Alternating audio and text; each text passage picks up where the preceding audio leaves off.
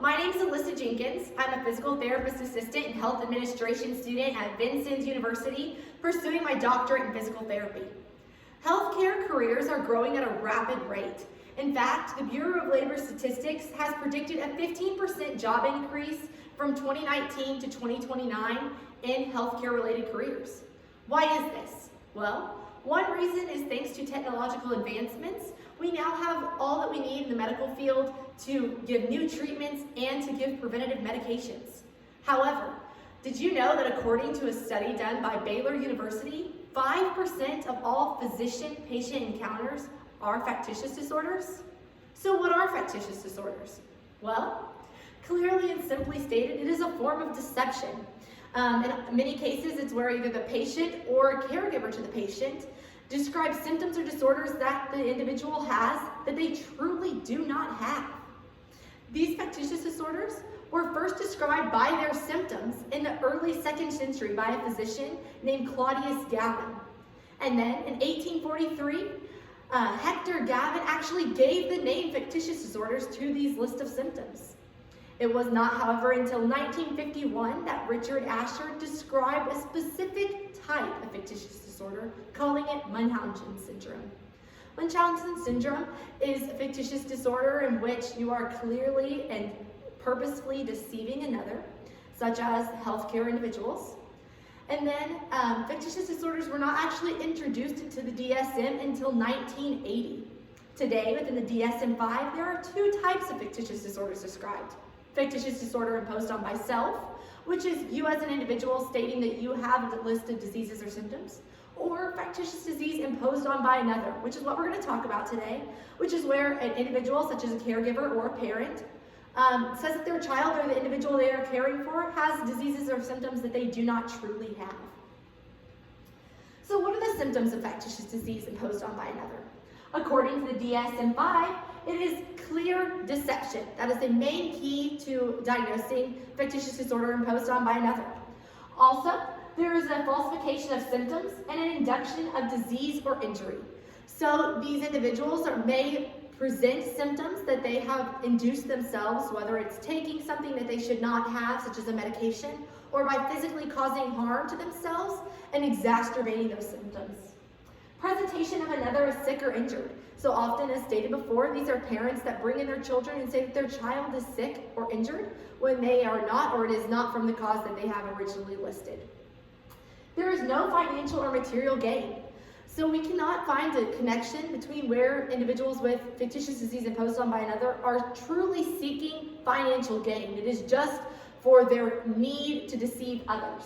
And there's no other disorder that can explain the list of symptoms that they have better than fictitious disease imposed on by another. So how do we diagnose fictitious disease imposed on by another? Truly and honestly, it's very challenging, especially since we're often talking of the victim being a young child who cannot advocate for themselves. And unfortunately, these parents are making up lies about their child and their health. And no one wants to think that their child is sick. Therefore, physicians often believe the parents when they state that there is.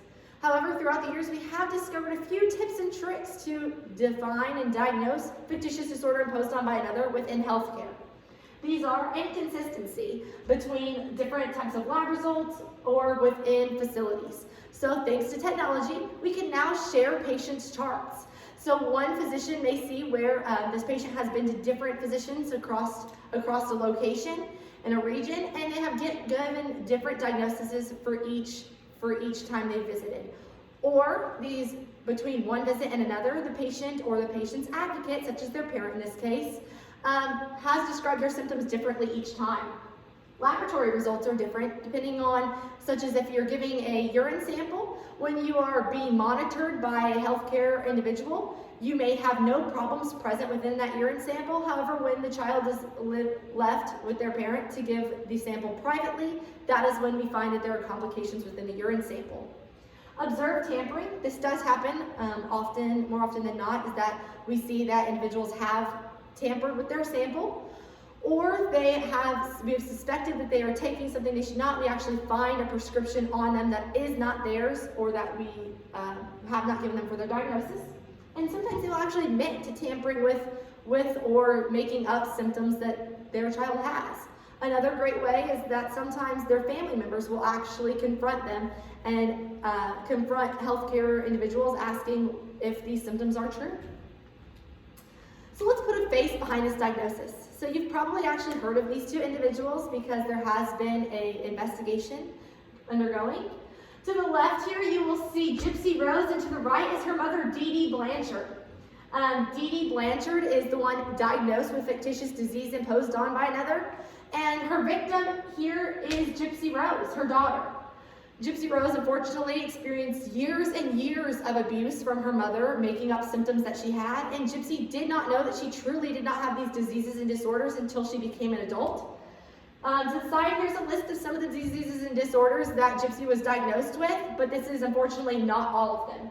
So those are leukemia, muscular dystrophy, a feeding tube, teeth rot, unnecessary medication, shaved head, and paralysis. So these are all different forms of abuse that she underwent due to her mother's fictitious disorder. Gypsy Rose had none of these. However, she now suffers from some long-term health risks because of them. And it's truly sad, and unfortunately, Gypsy had her mother murdered due to her years of abuse. So once again, it is important to remember that the perpetrator is the one diagnosed with fictitious disease imposed on another, not the victim. So the one that is actively harming another person and lying about their symptoms is the one diagnosed, not the individual experiencing the symptoms. And another sad statistic is that 6 to 10% of all victims of fictitious disease imposed on by another actually results in mortality or the individual dying. And this did not happen to Gypsy Rose, but she did, through all of the issues, have her mother murdered. So it's still a very sad story. So what does fictitious disorder imposed on by another cost? Unfortunately, we don't have a concrete cost, but within the U.S., it is expected that there is at least $40 million per year that goes towards fictitious disease imposed on by another. This does not include the familial sacrifices, job losses due to going to tons of doctor's appointments, or the long-term health conditions given to the victim of fictitious disorder imposed on by another, such as Gypsy Rose's case. She had teeth rot and had all of her teeth removed. So that is actually going to be a long-term condition she has to live with. So what are the treatment options for fictitious disorder imposed on by another? We do have psychotherapy, which is a way of helping individuals think differently and readjust their minds to recognizing that they are abusing others and to help them work through why they are doing this. Oftentimes it's trauma-induced, such as a parent has lost a previous child or their child was sick in a younger stage of their life and now they have exacerbated all of those symptoms, or the parent themselves were sick at a younger age and have immense fear that their child will be as well, so they induce these symptoms onto their child.